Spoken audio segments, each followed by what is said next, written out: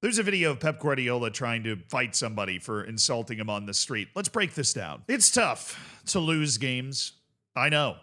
I've lost a lot of games in my day. I was not I was decently athletic. I was good enough to make the team, but I was not able to contribute to victory and much more often contributed to defeat. And when you lose games, that's when you really get to find out what type of loser somebody is. Now, I feel like everybody has a different philosophy on this. Right? There are some people that tell you that being a bad loser is almost a necessity, that you have, that accepting losing is something that separates good athletes from bad athletes. That if you are accepting losses with grace, that makes you this, this paragon of virtue, right? And that, if you and all people lose. I mean, typically, how many people that play major sports at a high level actually don't lose matches? I mean, unless you're like Zinedine Zidane, right?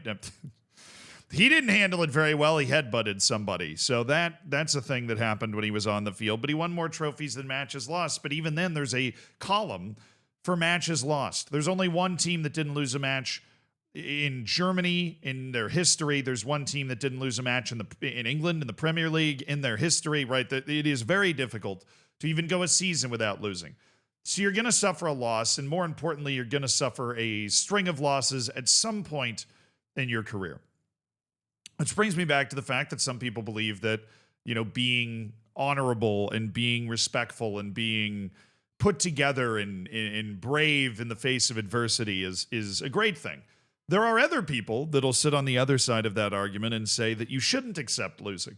That if you lose, you should kick and scream and struggle and be a dick, be incredibly upset. Is it like that's somehow going to motivate you to win games again, right? I think that if we study history, both of those things can be right. I think the main point is just win the next one. Rafael Nadal loses a major final or lost a major final, he'd come back and probably be able to win the next one, or Djokovic or whatever. All those, you lose, right? And whether they handled it like a dick or whether they handled it with grace, while that it affects how many people like you in a sense, the only thing that really matters is coming back to win the next one.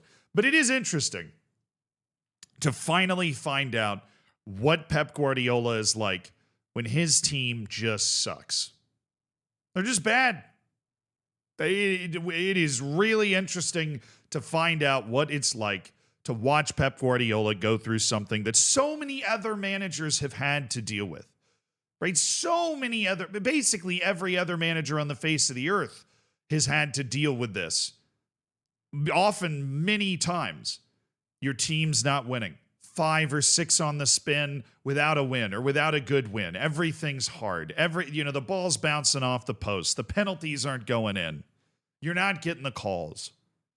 You're giving up a late equalizer on an unbelievable strike that you just got unlucky. That shit happens. It's sports. It's certainly football. And we're finally getting a window into what Pep Guardiola's like when that happens. And there is a video of Pep Guardiola reacting to what I would describe as incredibly mild chirping. Now, this video is going to require translation because it is a Scouse accent, I believe. And I'll be honest, before I looked it up to try and figure out what this guy was saying, the guy that's doing the chirping, I had no idea. I couldn't figure out what he was saying to save my life. I watched the video back 20 times. I heard a few keywords, but I was like AI trying to read a book for the first time. I had no idea what the fuck was going on. Well, the truth is, I can't exactly figure out when this was taken, which makes it even more interesting because it was posted on December 6th. Now, I would imagine because of the Scouse accent that it was after the Liverpool match, of course, that Manchester City ended up losing. The person that recorded it allegedly posted it. Here's the video.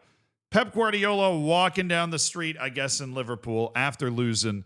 The same match that Ruben Diaz did that interview after where he was like, we played with a lot of heart and a lot of grit and everything. Here you go. Now, mate, just because you lost. Okay, be honest. Be so honest. You have no idea what that guy just said. Try it again. Now, mate, just because you lost. There's no words there in the first half of that. But he says, apparently, either fucking hell, mate, just because you lost, or you're mad, mate, just because you lost. It's one of those two things. I personally lean. I think he said fucking hell, mate, just because you lost.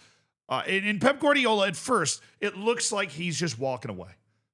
Pep Guardiola's, wearing it, stone-faced. Honestly, the best way to deal with this sort of thing is to just not acknowledge it.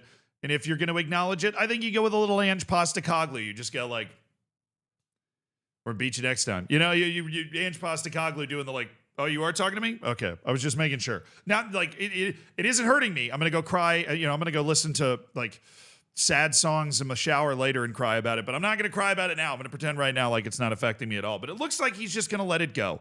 But Pep Guardiola doesn't let it go. Now, mate, just because you lost.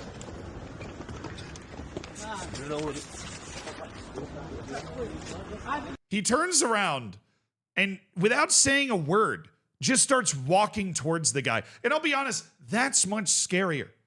What he's done here is much scarier than your normal reaction to this sort of situation. He doesn't turn around and go, oh, fuck you and your mother and like he turns around, cool, calm, assassin, stone-faced, and just he just starts walking towards the guy like he's gonna fight him. He starts walking towards the guy like he's gonna fight him. Now it does strike me like he wasn't actually gonna fight him. Right? This is the same as when players start gumming towards each other like they're real mad on the field. You got your homies there to stop you.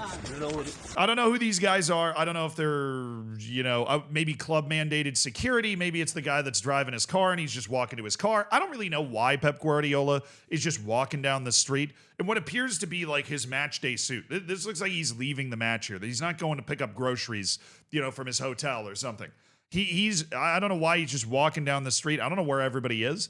I feel like if he was just walking down the street even an hour after the game, there'd be a lot more people there.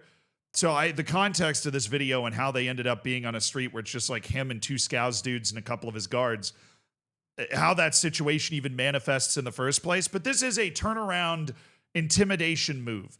But I would imagine this doesn't have as much to do with this guy as this guy would like to believe. And by this guy, I mean the guy that said this.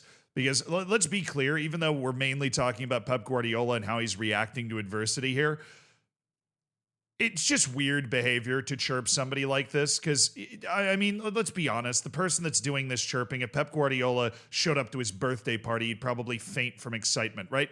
And I'm not saying that in like, oh, he's not a proper Liverpool fan or something, but it's like Pep Guardiola is one of the best coaches in the world. He's one of the 200 or 300 most famous people in the world in terms of recognizability anywhere on the planet. I feel comfortable saying that. I mean, the dude's been managing Barcelona. He's been managing Bayern Munich and Manchester City. Guy's been managing in the Champions League, it feels like, my entire life. And he's not that old. He's very well known, very well respected, very, famous dude. It just, I don't necessarily side with people that just chirp random shit like this. I don't think it's the worst thing in the world, but I do think that you end up in a situation, especially in the social media era, where people do this sort of stuff for clout instead of the real fan reason that you should do it, which should be, you're trying to tilt the manager of the other team. That's my accepted reason for chirping Pep Guardiola in this case. But there's more to this video. The very interesting turn to this video. So not only do we get Pep with the square up right here, and he gets escorted away, there's another dude over here. And for some reason, this dude starts to attempt to convince Pep Guardiola it wasn't him that said the thing to him. I have no idea why. And he's like, Pep Guardiola's my boy. Dude, I got to let him know that I didn't say it. Pep, I didn't say that, right? Maybe Pep Guardiola starts to have a go at this guy. I think Pep might not know which guy said it. This guy's determined to say, I didn't say that. In this case, it's probably pretty obvious. The guy that said it is the guy that's standing there like this with some sort of shit-eating grin on his face, right? Like, that's probably the guy that said it. But Pep Guardiola finally does hit his comeback. He realizes, at this point, who's talking to him, and he says, you'll hear it. You know what is lost? So he says, "You know what is lost." I don't know. I don't know exactly what bar Pep Guardiola was going for here, but he says, "You know what is lost?" Like, your head. your head is lost. Pep Guardiola's lost his head. He is clearly driven insane by losing. He does not handle losing well. His constitution's not built to handle losing. His brain starts to shut down, and he becomes even more manically determined to win. Honestly, I don't necessarily think that's a bad thing in a manager. Then they have an exchange that I don't understand. So I'm hoping for a translator to appear in the comments section for this specifically. No, it's fine.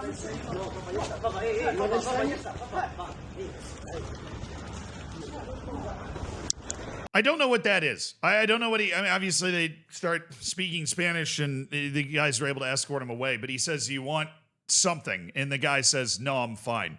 And I can hear the shit-eating grin in the guy's voice. And he's like, "No, I'm fine." He's like, "I've outflanked Pep Guardiola. Putting that in my Tinder bio. Let's go." But yeah, Pep is losing it. He's losing it. And that either might be dangerous for the rest of the league, or he just ends up going on a 20-match unbeaten run. We're going to find out soon enough.